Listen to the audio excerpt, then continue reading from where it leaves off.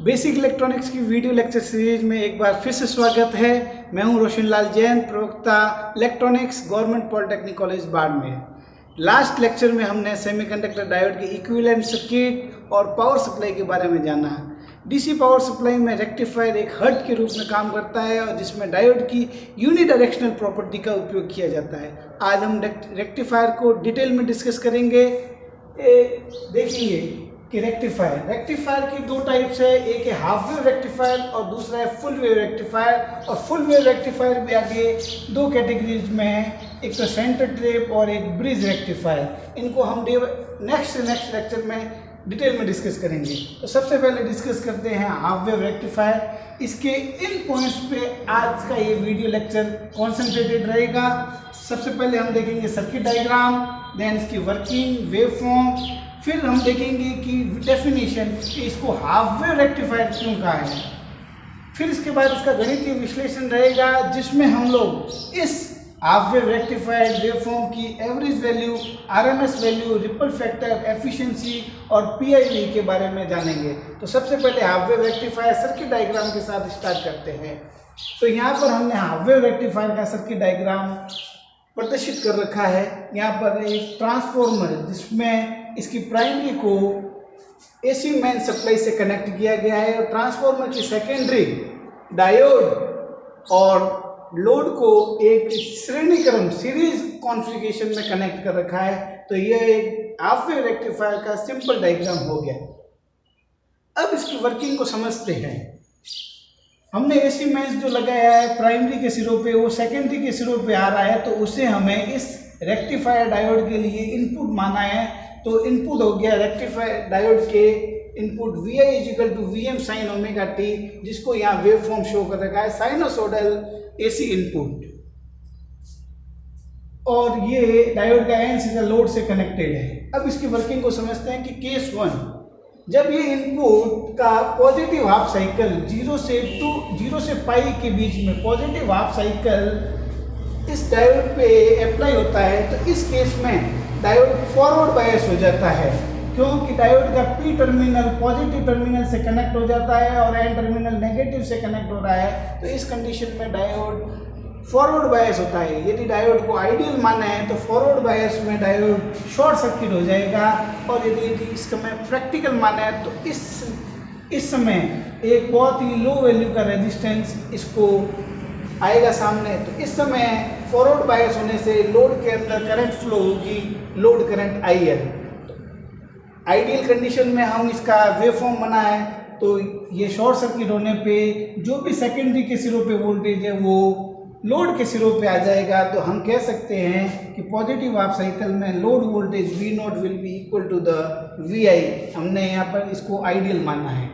Second case, इस positive waveform input का negative half cycle जिस समय ओमेगा t पाई से 2 पाई है, इस नेगेटिव हाफ साइकिल में इसकी बात करें तो उस समय डायोड का पी टर्मिनल अप्लाइड इनपुट के नेगेटिव से कनेक्ट होने के कारण रिवर्स बायस हो जाएगा। रिवर्स बायस डायोड को आइडियल माना है, तो इस समय ये रिवर्स बायस में डायोड ओपन सर्किट हो जाएगा। तो ये यहाँ पर ओपन सर्किट होने के कारण इस परिपथ में कोई भी धारा प्रवाहित नहीं होगी, जिसके कारण हम कह सकते हैं कि लोड धारा क्या हो जाएगी, 0। लोड धारा 0 होने से लोड के सिरों पे जो वोल्टेज है वो भी 0 हो जाएगा। तो उस केस में load voltage V0 will be equal to 0। यह चीज़ वेव फॉर्म के थ्रू भी यहाँ पर हमने शो कर रखी है। तो 0 से पाई t जो इनपुट का पहला साइकिल है उसका आधा चक्र है, उस समय डायोड ऑन है और V0 = Vi जो यहाँ लिख रखा है इसको यहाँ पर शो कर रखा है। देन केस 2 में जब नेगेटिव हाफ साइकिल है तो उस समय V0 = 0 है, तो इसको 0 से यहाँ पर शो कर रखा है V0 = 0। तो ये केस 1 का आउटपुट और केस 2 का, इन दोनों आउटपुट को यदि मिला है तो लोड के सिरों पे जो नेट आउटपुट को यदि हम ड्रॉ करना चाहे तो वो वेवफॉर्म कुछ इस प्रकार की होगी। तो ये आ गया हाफ साइकिल, देन 0। ये हो गया इनपुट का एक साइकिल, कंप्लीट 1 साइकिल के लिए हमने ये वेवफॉर्म। अब यहाँ से 2 पाई से 4 पाई के बीच में इनपुट का सेकेंड हाफ साइकिल शुरू होगा, उसके लिए भी सेम मैकेनिज्म को अप्लाई करें। तो जो दूसरे पॉजिटिव हाफ साइकिल के लिए भी सेम आउटपुट आएगा और इस तरीके से ये प्रक्रिया चलती रहेगी। तो इस वेव फॉर्म को आगे यदि कंटिन्यू करें तो कुछ इस प्रकार की आएगी। तो यहाँ पर हम देख रहे हैं कि लोड के सिरों पे जो आउटपुट आ रहा है, यहाँ नोट करने ये लायक बात है कि जो कि आउटपुट है ये पूर्ण रूप से डीसी नहीं है, ये यूनिडायरेक्शनल है, क्योंकि रेक्टिफायर ने बाई डायरेक्शनल करंट को यूनिडायरेक्शनल में कन्वर्ट किया है। तो ये यूनिडायरेक्शनल है, प्योर डीसी नहीं है। अभी इसको फिल्टर से पास करने के बाद में इसमें जो रिपल्स है उसको रिमूव करने के बाद में हमें प्योर डीसी मिलेगी। तो this is the output of the half wave rectifier.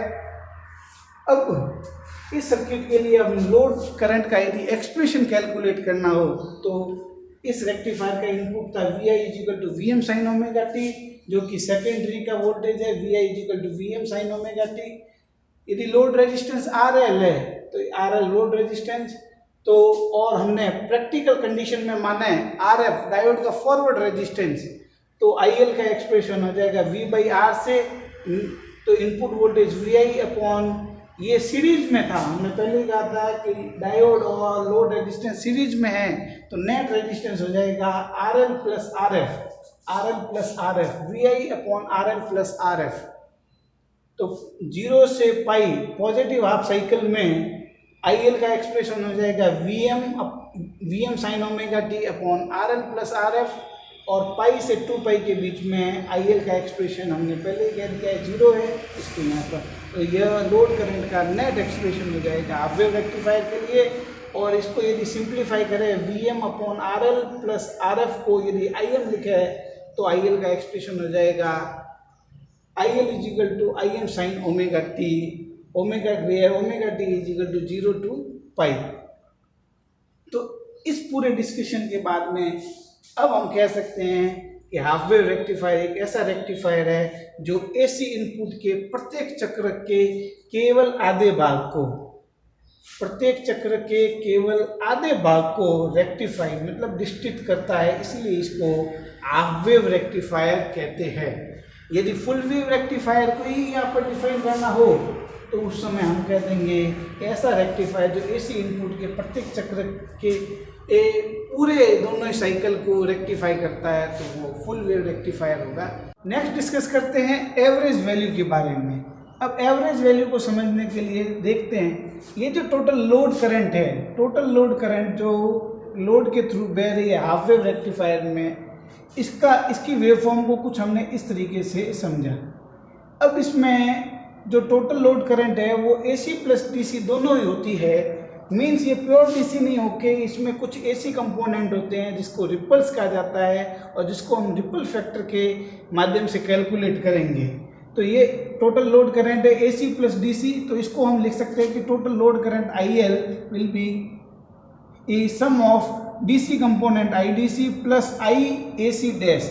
ये जो करंट है ये बेसिकली जो AC कंपोनेंट है रिपल्स है उसकी इंस्टेंटेनियस क्षणिक मान है उसको रिप्रेजेंट कर रहा है। तो टोटल लोड करंट IL को हम कह सकते हैं IL + I-AC। इस टोटल लोड करंट के हम दो वैल्यू कैलकुलेट कर सकते हैं। इसका एक जो DC वैल्यू कैलकुलेट कर दो IDC के नाम से, और इसकी जो RMS वैल्यू है रूट मीन स्क्वायर वैल्यू वर्ग माध्य मूल मान है IRMS, जिसको आज हम लोग कैलकुलेट करेंगे। फर्स्ट IDC कैलकुलेट करेंगे और सेकेंड RMS वैल्यू IRMS। ये टोटल लोड करंट IL के है, बट ये टोटल लोड करंट के दो कंपोनेंट IDC और I-AC भी होते हैं। ये जो I-AC है यदि इसका हम एवरेज वैल्यू RMS वैल्यू निकाले, इस I-AC का RMS वैल्यू निकाले, तो इससे हम इस आउटपुट वेवफॉर्म का रिपल फैक्टर कैलकुलेट कर सकते हैं, जो कि हम आगे देखेंगे। तो सबसे पहले हम देख लेते हैं कि एवरेज वैल्यू। इस आउटपुट वेवफॉर्म को यदि हम पूरे एक साइकिल के लिए 0 से 2 पाई के लिए यदि हम इंटीग्रेट करें, समाकलन करें इस लोड करंट का और उसका एवरेज निकालें, तो उसको हम DC वैल्यू कहेंगे या एवरेज वैल्यू, दोनों ही एक ही नाम है, DC वैल्यू और एवरेज वैल्यू। तो उसका फॉर्मूला हो जाएगा IL को इंटीग्रेट कर रहे हैं 0 से 2 पाई के बीच में और उसमें 2 पाई का भाग देंगे, तो इस एक्सप्रेशन से आईडीसी को कैलकुलेट कर सकते हैं। तो हमने यहाँ पर आईडीसी कैलकुलेट किया तो 1/2 पाई आईएल की जगह हमें लोड करंट का एक्सप्रेशन अभी हम देख चुके हैं Im sin ओमेगा टी, जहाँ पर 0 से 2 पाई पॉजिटिव हाफ साइकिल के लिए हमारे पास में लोड का एक्सप्रेशन ये है और पाई से 2 पाई के लिए लोड करंट 0 होती है। तो हम यहाँ पर इसको पुट करें Im sin थीटा, तो IL is equal to Im sin theta put करने पे हम देखते हैं कि ये आ गया आपका एक्सप्रेशन 1/2 पाई 0 से पाई Im sin theta D theta, और पाई से 2 पाई के लिए करंट की वैल्यू 0 है, तो हमने यहाँ डायरेक्टली 0 पुट कर दिया। इसको 0 को इंटीग्रेट करने पे हमें मिलेगा 0, तो इसको हमने एडिशन में 0 लिख दिया। इसको फर्दर इंटीग्रेशन करेंगे तो हमारे पास में साइन थीटा का इंटीग्रेशन, मैथमेटिक्स में डिफरेंशियल और इंटीग्रल कैलकुलेशन में हमें पता है कि साइन थीटा का यदि इंटीग्रेशन करें तो माइनस कॉस थीटा आता है। तो यहाँ पर साइन का इंटीग्रेशन किया तो माइनस कॉस थीटा।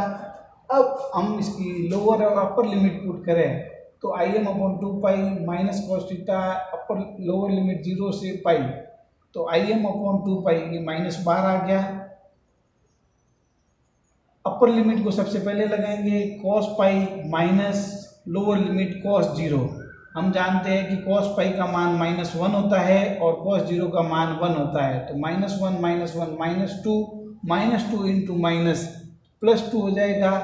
तो और इस 2 से 2 कट जाएगा तो हमारे पास में नेट एक्सप्रेशन बच जाएगा आईडीसी का Im/पाई।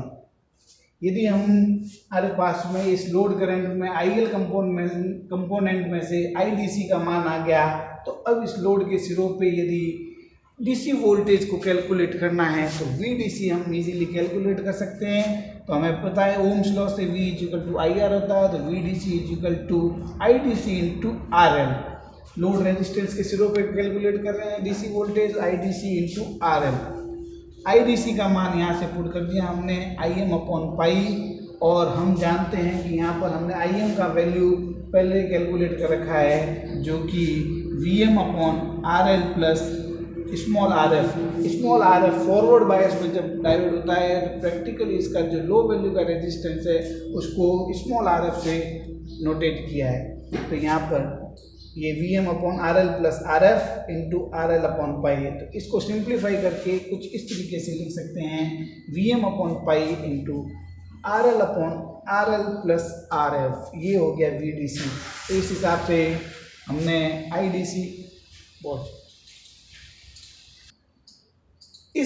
हमने आईडीसी को कैलकुलेट कर दिया, Im/पाई VDC को कैलकुलेट कर दिया। तो लोड के सिरों पे डीसी वोल्टेज और डीसी करंट के फॉर्मूले हमारे सामने आ चुके हैं। अब यदि करंट और वोल्टेज दोनों ही हमारे पास है तो हम डीसी आउटपुट पावर लोड के सिरों पे है उसको हम कैलकुलेट कर सकते हैं। तो हमें पावर का फॉर्मूला पता है I2R और V × I, तो IDC² × RL या VDC × IDC से हम डीसी आउटपुट पावर को कैलकुलेट कर सकते हैं। तो यहाँ पर आईडीसी की वैल्यू यदि हम पुट कर दें Im/पाई का स्क्वायर इंटू RL, तो इससे हमारे पास में पीडीसी की वैल्यू आ जाएगी। तो एवरेज करंट कैलकुलेट करने से हमारे पास में आईडीसी, वीडीसी और पीडीसी तीनों ही पैरामीटर हमने कैलकुलेट कर दिए। अब हम बात करते हैं कि ये जो करंट है इसके आरएमएस वैल्यू जो इफेक्टिव वैल्यू भी कहलाती है उसको कैलकुलेट करते हैं। तो IRMS इसका नाम है रूट मीन स्क्वायर वैल्यू, या हिंदी में इसको वर्ग माध्य मूल कहते हैं। तो एसी धारा के पहले तो उसका वर्ग करेंगे, उस वर्ग की धारा का औसत मान लेंगे, माध्य मान लेंगे और उसका फिर वापस वर्गमूल लेंगे, तो उससे हमें आरएमएस वैल्यू मिल जाएगी। तो सबसे पहले देखते हैं कि ये करंट थी IL हमारे पास में, इसका हमने क्या किया, वर्ग किया, तो I² आ गया। I² का हमने 0 से 2 पाई के लिए उसको इंटीग्रेट कर दिया और 2 पाई का ही भाग ले दिया, तो इससे क्या आ गया, आपको एवरेज आ गया। तो पहले हमने वर्ग किया, फिर इसका माध्य लिया, औसत मान। अब इसका यदि हम वर्गमूल ले लेंगे तो ये अंडर रूट कर दिया, तो यह फॉर्मूला हो जाएगा आपका IRMS का वर्ग माध्य मूल धारा कैलकुलेट करने का। तो अब इसका क्या करेंगे, IL की जगह IM साइन थीटा हमने पुट कर दिया, तो IL square IM sine theta square, और इस इंटीग्रेशन को दो पार्ट में ब्रेक कर लिया, 0 से पाई और पाई से 2 पाई। और हमें पता है कि 0 से पाई तो हमारे पास में करंट है, बट पाई से 2 पाई के लिए करंट 0 है, तो 0 से पाई के लिए करंट का एक्सप्रेशन IM साइन थीटा हमने रखा हुआ है, और पाई से 2 पाई के बीच में करंट 0 है, तो 0 डी थीटा। इस 0 डी थीटा को इंटीग्रेट करेंगे तो हमारे पास 0 आ जाएगा, तो यहाँ पर 0। अब इसको हमने स्क्वायर कर दिया, तो IM का स्क्वायर हो गया IM स्क्वायर, 2 पाई ये 2 पाई। इंटीग्रेशन में वेरिएबल क्वांटिटी अभी भी विद्यमान है, साइन थीटा का स्क्वायर कर दिया, sign square theta D theta. अब ये स्क्वायर एंगल का इंटीग्रेशन, तो इंटीग्रल कैलकुलस से हमें पता है, त्रिकोणमिति से पता है कि cos 2 थीटा, स्क्वायर एंगल को डबल एंगल से लिंक किया गया है cos 2 थीटा के फॉर्मूले में। cos 2 theta equal to 1 minus 2 sine square theta होता है। अब इसका ट्रांसफर कर दिया तो 2 sine square theta equal to 1 minus cos theta, और साइन स्क्वायर थीटा का एक्सप्रेशन आ जाएगा 1 माइनस कॉस 2 थीटा बाई 2। तो इस साइन स्क्वायर थीटा की जगह हमने 1 minus cos theta 2 by 2 put कर दिया। अब 0 से पाई के लिए हम इसको वापस इंटीग्रेट करेंगे, तो ये दो कंपोनेंट हो जाएंगे, ए 2 बार चला गया तो IM स्क्वायर अपॉन 4 पाई। अब 1 का इंटीग्रेट किया थीटा के सापेक्ष 0 से पाई, और cos 2 थीटा का इंटीग्रेशन करेंगे 0 से पाई के बीच में, तो 1 का इंटीग्रेट कर दिया तो थीटा आ गया, और cos 2 थीटा का इंटीग्रेशन, cos का इंटीग्रेशन करने पर हमारे पास में sin थीटा आता है, तो cos का हो गया sin। अब थीटा का जो गुणांक है वो इंटीग्रेशन में नीचे आ जाता है, तो sin 2 थीटा बाई 2 हो जाएगा, तो cos 2 थीटा का इंटीग्रेशन हो गया sin 2 थीटा बाई 2।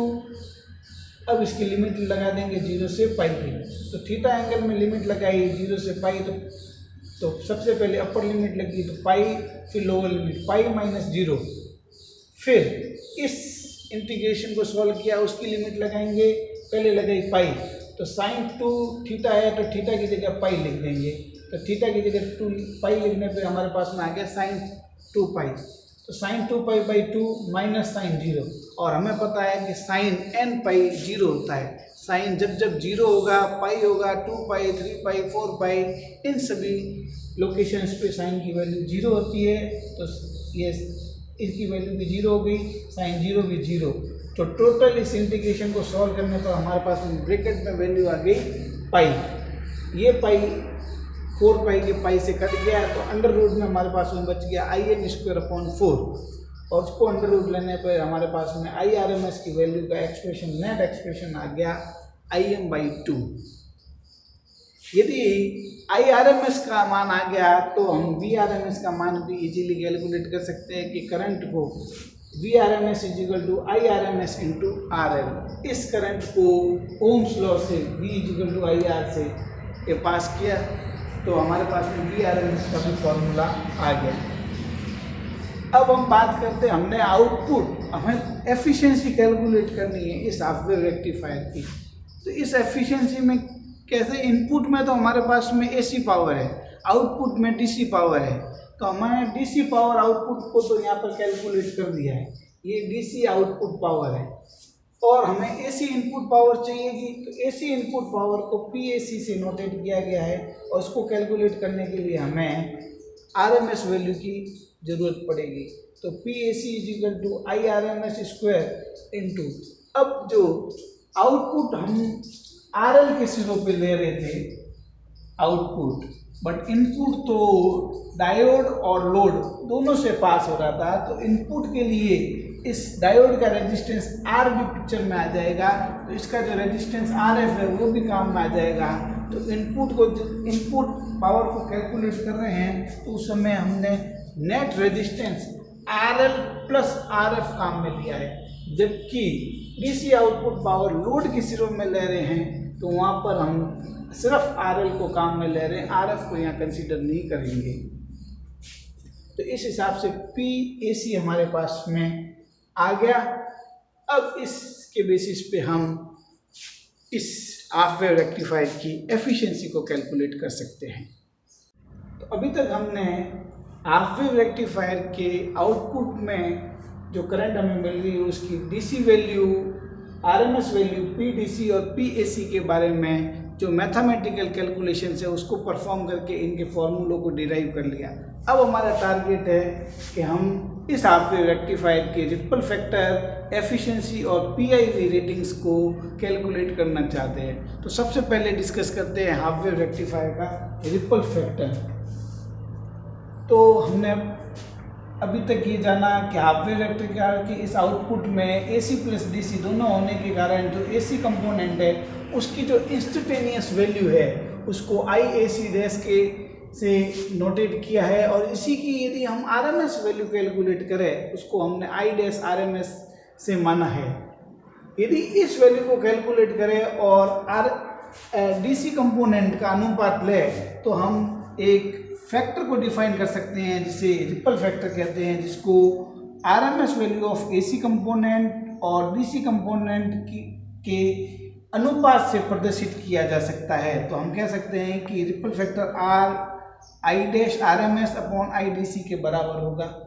तो हमने यहाँ पर आई एल टोटल करंट का एक्सप्रेशन लिख रखा है i D c plus i dash a c, और ये वेक्टर योग है। इससे हम यदि आई डैश ए सी का आर एम एस वैल्यू निकालें तो I dash R M S का जो एक्सप्रेशन होगा वो under root I R M S square minus I D C square होगा। तो इस एक्सप्रेशन को यहाँ पर यूज करें यदि तो ये एक्सप्रेशन आ गया।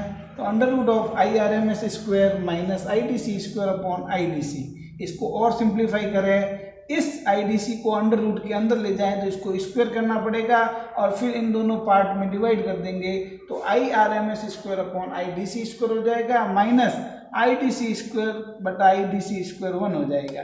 इस एक्सप्रेशन को और सिंप्लीफाई करें। अब हमारे पास में आई आर एम एस और आई डी सी हमने ऑलरेडी कैलकुलेट कर चुके हैं। तो आई डी सी की value I M upon pi, I R M S की वैल्यू आई एम अपॉन 2, इसके अंदर पुट करने पे तो हमारे पास में आई M upon 2 upon I M upon पाई को यदि रखें तो आई एम से आई एम कैंसिल आउट होने पे हमारे पास में जो एक्सप्रेशन में उसकी वैल्यू आ जाएगी 1.57, उसका स्क्वायर किया एंड देन माइनस, तो अंडर रूट ऑफ 1 माइनस 1.57 का स्क्वायर माइनस 1 को सिंप्लीफाई करें तो हमारे पास में रिपल फैक्टर की वैल्यू आ जाएगी 1.21, जो कि बहुत ज़्यादा है। तो हम कह सकते हैं कि अब इस रेक्टिफायर के आउटपुट पे इन अनवांटेड एसी कंपोनेंट जिसको रिपल का है उसको हटाने के लिए हमें फिल्टर की आवश्यकता होगी। हम रेक्टिफायर के टॉपिक को कंप्लीट करने के बाद में फिल्टर और उसके उपयोग और कितने टाइप के फिल्टर उनका और डिटेल में डिस्कस करेंगे। अभी हम इसी को कंटिन्यू कर रहे हैं। तो अभी तक हमने रिपल फैक्टर को कैलकुलेट कर लिया, हाफ वेव रेक्टिफायर के लिए ये आ गया 1.21। नेक्स्ट हमारा टारगेट है एफिशिएंसी को कैलकुलेट करना। तो एफिशिएंसी हमने इस रेक्टिफायर के इनपुट में जो एसी इनपुट दिया है और आउटपुट में मिला है डीसी आउटपुट, इस आउटपुट और इस एसी को इनपुट को जो रिलेट करता है वो फैक्टर रहता है एफिशिएंसी, दक्षता है, उसको ईटा से प्रदर्शित किया जाता है। उसको यदि हम डिफाइन करें तो इस डीसी आउटपुट की जो पावर है, DC output PDC upon PAC, मतलब DC power, DC output power और एसी इनपुट पावर का जो अनुपात लेंगे तो हमारे पास में दक्षता आ जाएगी, तो पीडीसी अपॉन पीएसी। अभी तक हमने पीडीसी और पीएसी को कैलकुलेट कर लिया है जस्ट, तो IDC square into are L P D C ये रख लिया है यहाँ पे, then P A C I R M S square into R L plus are F. अब हमारे पास में I D C average value और आर एम एस वैल्यू हमने ऑलरेडी कैलकुलेट कर चुके हैं, इनकी वैल्यूज को यहाँ पर पुट किया। तो इसको यदि हम सिंप्लीफाई करें तो हमारे पास में एक्सप्रेशन आ जाएगा 4/पाई square into are l upon r L plus are f. इसको और सिंप्लीफाई करें तो हमारे पास में आ जाएगा 0.406 upon 1 plus R F by R L. ये जनरल एक्सप्रेशन हो जाएगा। इसमें हम ये मान रहे हैं कि डायोड प्रैक्टिकल डायोड है और उसका कुछ ना कुछ फाइनाइट रेजिस्टेंस है जो कि जनरली लो वैल्यू का होता है। अब यदि हम इस रेक्टिफायर की मैक्सिमम एफिशिएंसी कैलकुलेट करना चाहे तो आइडियल परिस्थिति में कैलकुलेट कर सकेंगे। उस समय आरएफ को हम यदि 0 कर लेंगे तो उस समय डायोड आपका आइडियल डायोड हो जाएगा। तो आरएफ को यदि हम 0 कर दें तो मैक्सिमम एफिशिएंसी यदि परसेंटेज में कैलकुलेट करें तो 40.6% हो जाएगी हाफ वेव रेक्टिफायर की। नेक्स्ट हमारा टारगेट है PIV। PIV stands for peak inverse voltage. Inverse times में जो डायोड के सिरों पे जो मैक्सिमम वोल्टेज आ रहा है, पीक वोल्टेज आ रहा है, तो इसको समझते हैं। जब हमने कहा कि diode negative half cycle, input के नेगेटिव हाफ साइकिल में डायोड रिवर्स बायस हो जाता है, उस समय इसमें कोई कंडक्शन नहीं होता है, तो ये सेकेंडरी का जो रिवर्स बायस का जो वोल्टेज है ये सारा का सारा डायोड के सिरों पे आ जाता है, ये ठीक है ना। तो इस सेकेंडरी वोल्टेज का जो मैक्सिमम वैल्यू है रिवर्स बायस में, उसी को रेक्टिफायर का पीक इनवर्स वोल्टेज कहते हैं। डायोड पर मैक्सिमम रिवर्स वोल्टेज है, उसी को ही पीक इनवर्स वोल्टेज कहते हैं। और रिवर्स बायस की कंडीशन में इसको कैलकुलेट किया जाता है। और हाफ वेव रेक्टिफायर के लिए करें कि जो सेकेंडरी का पीक वोल्टेज है Vm, वही आ जाता है, हमने अभी देखा। तो PIV हो गया हाफ वेव रेक्टिफायर के लिए Vm। जो सेकेंडरी वोल्टेज है उसके सिरों पे जो साइनसोइडल है उसका अधिकतम मान Vm। अब इस PIV रेटिंग का फायदा क्या है? इस PIV रेटिंग के वोल्टेज को यदि डायोड पर अप्लाई किया जाए तब तक बिना क्षति के इसको ऑपरेट किया जा सकता है। मतलब इस वोल्टेज तक डायोड पे कोई हार्मफुल इफेक्ट नहीं होगा। यदि इससे ज़्यादा का वोल्टेज यदि अप्लाई करे तो डायोड बर्न हो सकता है। तो स्पेसिफिकेशन शीट में PIV को मेंशन करना मैन्युफैक्चरर के लिए बहुत ज़रूरी हो जाता है, ताकि यूजर को ध्यान रहे कि रिवर्स बायस में मैक्सिमम कितना वोल्टेज इस पर अप्लाई करना है।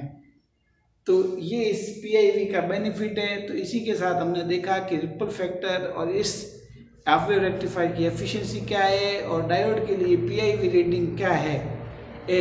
तो आज ये सब कुछ था हाफ वेव रेक्टिफायर का circuit diagram, working, wave form, then mathematical analysis में हमने इसकी DC value, average value, RMS value, ripple factor, efficiency और PIV सबके बारे में डिटेल से जाना। और हम अपने नेक्स्ट वीडियो लेक्चर में फुल वेव रेक्टिफायर को इसी तरीके से डिटेल में डिस्कस करेंगे। तब तक के लिए धन्यवाद, थैंक यू।